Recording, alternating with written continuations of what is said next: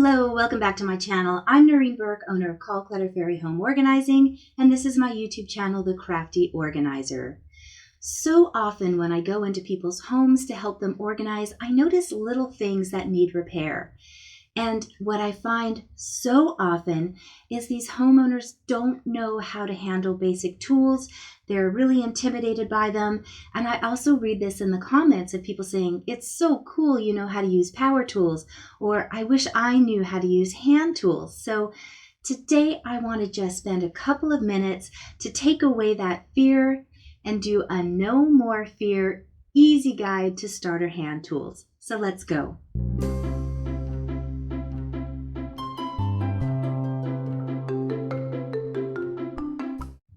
The first tool I want to cover is something that every home absolutely should have, and that's a hammer.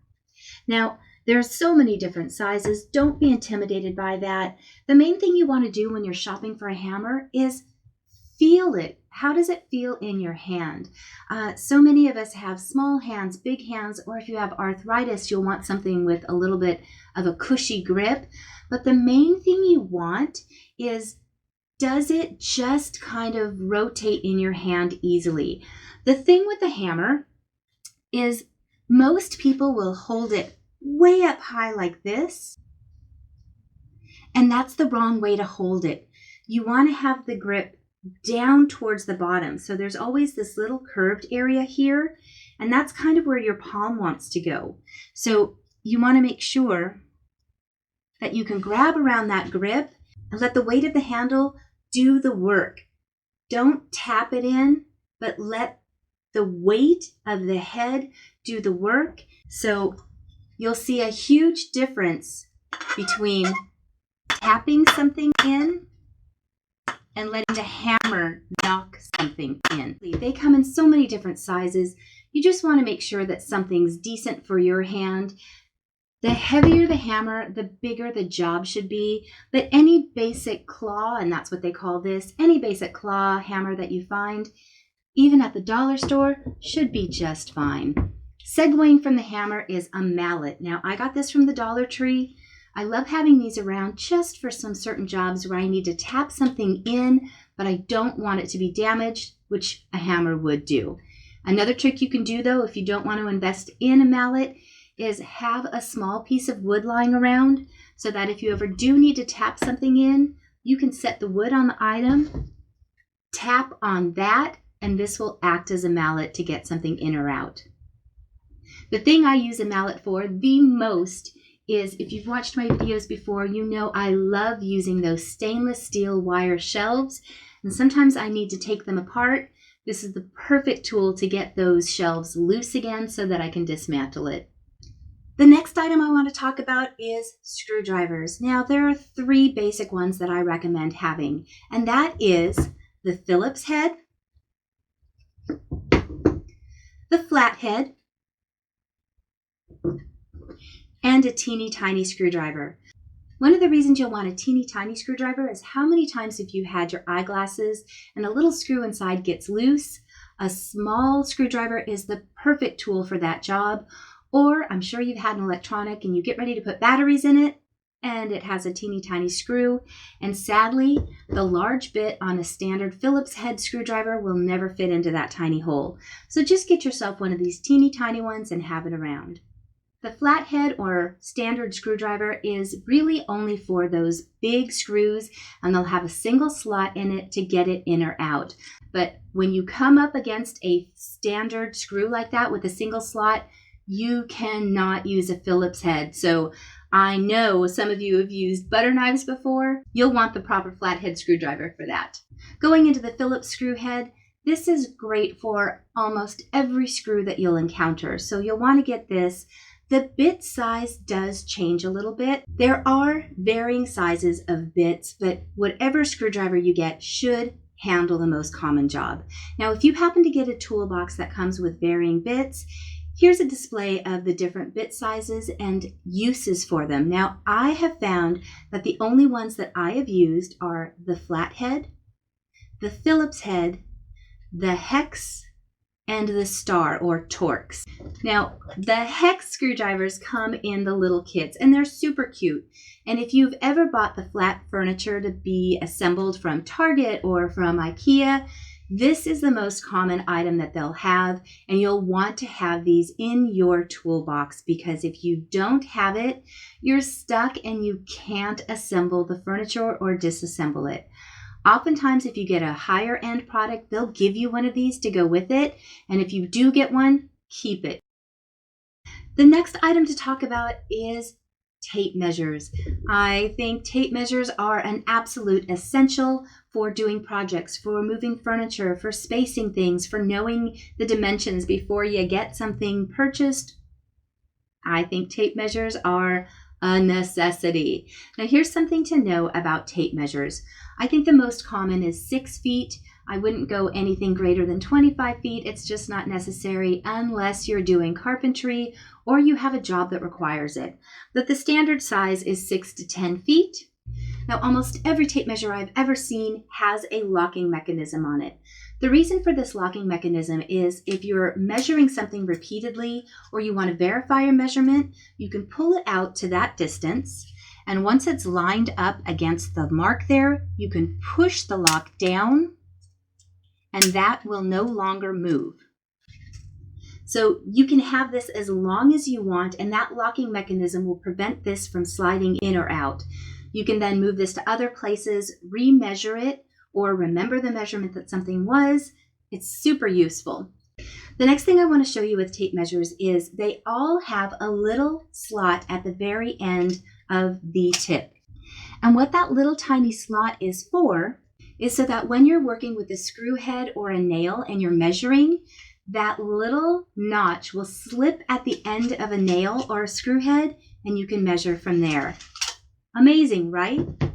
The last thing I want to show you about a tape measure is if you get one and you think that it's broken because the tip moves back and forth, there's actually a reason for that, and that's to adjust. So the wiggle room that's on here happens to be the same amount as the width of this teeny tiny end here. And that's so that as you're measuring, the adjustment is correct. So if you're measuring on the outside of something, it pulls out so that it's accommodating for that. But when you're measuring on the inside of something, it pushes in and is flush so that your measurement is always precise. I just learned that one. I always thought, gosh, why are these always loose? It doesn't make any sense. And then I learned it's to adjust so that your measurement based on inside or outside measurements is accommodated for. The next tool, if you're a crafter, you probably already have, but that is the utility knife. And these come in so many different varieties and sizes. I do like the type where you can break off the tip. It's just, to me, a little bit safer than having a box of razor blades around. Also, you want one that is retractable. That just makes for such a safer use of these tools because they are sharp. So the other thing on these is most of them do have a locking mechanism on them, so be sure you know how to use that for whatever style you buy. Now we're going to get into one that, wow, are there a multitude of types and uses and applications, and that's pliers. So here's just a few of the pliers that I have out. And again, the reasons you would have to use these are so varied. So let's go into one of the most basic ones, and that is the needle nose plier. Now, the reason for these is it's such a versatile tool. It can be used for bending things, shaping them, but almost all of them have a little cutter right here for cutting. One side with the hole inside of it would be great if you're stripping a wire. The outside flush side is more for cutting. So these are truly one of the most versatile tools, and if you're a crafter again, I'm sure you have this. The next type is the combination plier. Now, again, this is a standard one. Mine is pretty beat up because I've been using it forever, but there's 3 sections to the combination pliers, and that is the flat tip here, and that is for gripping things. The next is the open serrated, and that's more for grabbing larger sized items and using that on them. And then once again, you have that cutter on the other side for snipping things off. So if you needed to snip a pair of nail head or some sort of wire, you could still do that and cut it off. That's a combination plier. The last one I want to talk about are the slip joint pliers, and these are often used for plumbing or for gripping bigger objects. So it has a slot here where you can adjust the size and make it to fit different sized projects. And these, once again, come in so many different sizes that if you have one basic set, it should cover most jobs. And these also often double as a wrench, which I want to go into next. So wrenches, I have one wrench, and honestly, I think this is the tool I grab more than my slip joint plier. And that is because when I'm working on jobs, and I don't know how often you have this, but if you have a table leg, for example, that's loose, oftentimes there is a bolt like this underneath the table, and all you needed to do was adjust the size of your little wrench to it, and you could now adjust and tighten or loosen, and your table leg won't wiggle anymore. I would say this is my number one job that I fix for clients, is they have shaky furniture and they don't know why, and they're ready to get rid of it. Get that wrench, find that bolt or nut, tighten it, and your furniture will be good as new again. Now, if it's a different thing where it's a nice solid piece of wood furniture, that requires different tools.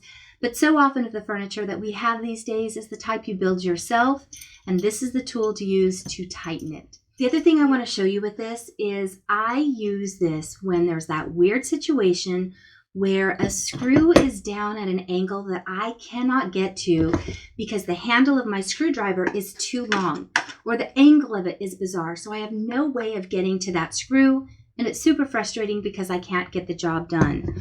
Well, you can use a wrench, and you can use one of the standard drill bits that comes with this, and you could take the little Phillips head screw bit, put it inside.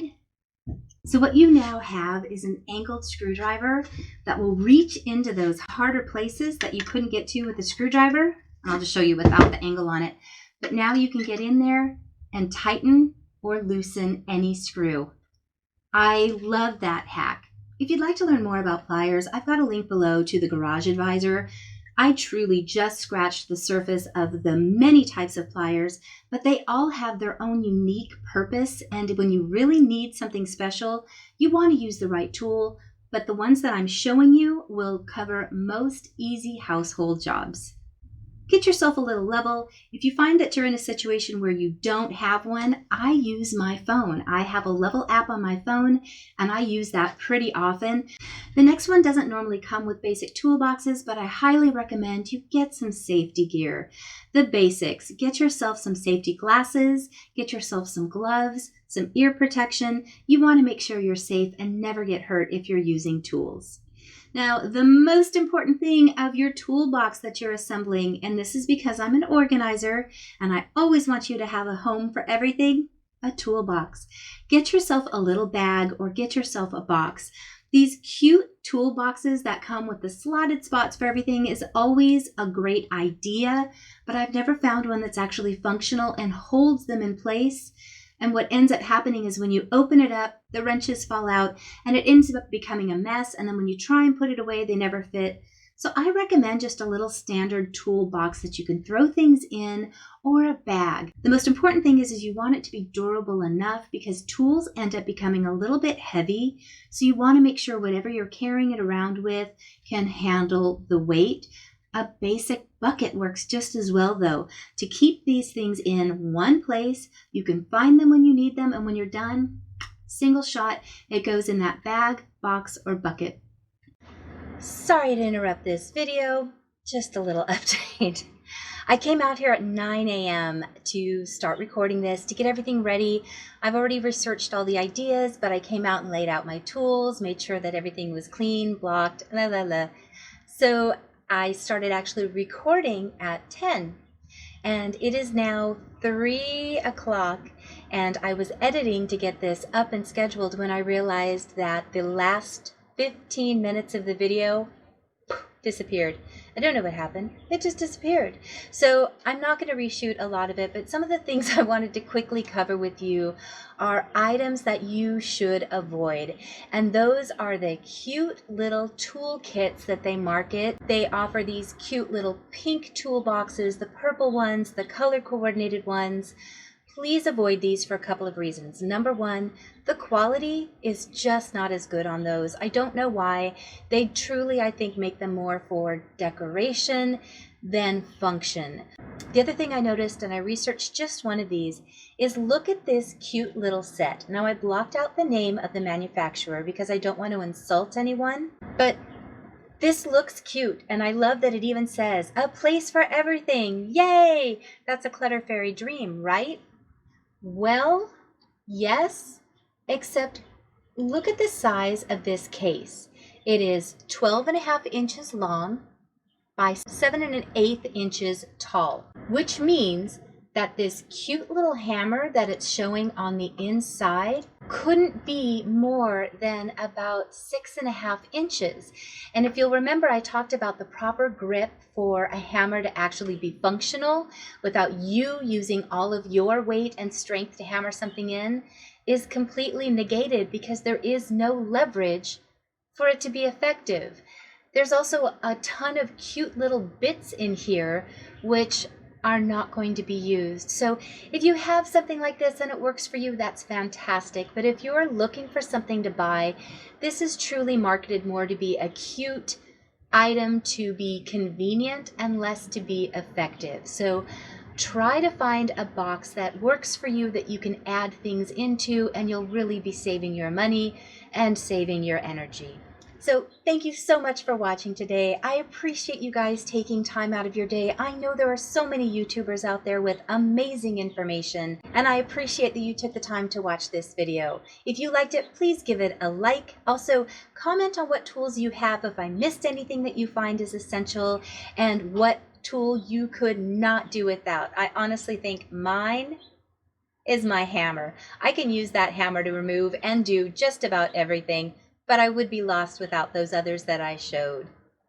I also want to give a quick shout out and thank you to my Patreon supporters. There's information in my description box below about how to become a Patreon, but more importantly is information about my Pen Pal program. I know a lot of you are without people to chat with right now. Please, I invite you to email me your address. I love making handmade cards, and I would very much enjoy sending one out to you with a little note just to brighten up your day. And I love getting the mail back. So if you're interested in that program, it's in the description below, as well as the other things that I talked about. I did not link any toolboxes in my Amazon affiliate link because, again, I think tools are such a subjective thing.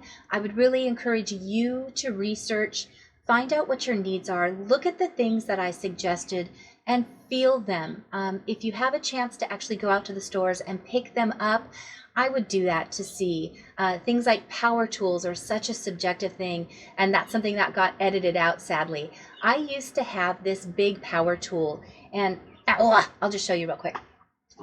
This battery, once it was in the drill, was so big that I had a hard time squeezing my hand around it to get in or out of the drill, and I always found it frustrating. Well, I then found, and this isn't a sponsored thing, and I'm not suggesting you run out and get this, but I found a Ryobi 1 Plus, and the way that this fits around a smaller hand, which is what I have, is so much easier. I can grip this, plug it in, turn it off.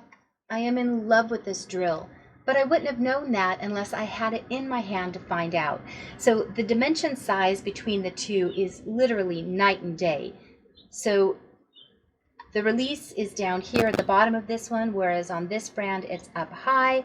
This one is wider than this one. So check out some tools yourself, see what works best for you, know what projects you like working on in the house or you need to work on, and only get those that are really applicable. I have seen so many tool shows. I was researching this ahead of time to find out what other people suggested as basics, and I was kind of surprised to see just the huge array of tool choices people suggest. So know the projects you have, get the correct tool. It'll really save you so much time and energy. And I could blather on this all day, so I'll shush. Anyway, thank you so much for watching, and I'll see you guys on the next one. Bye.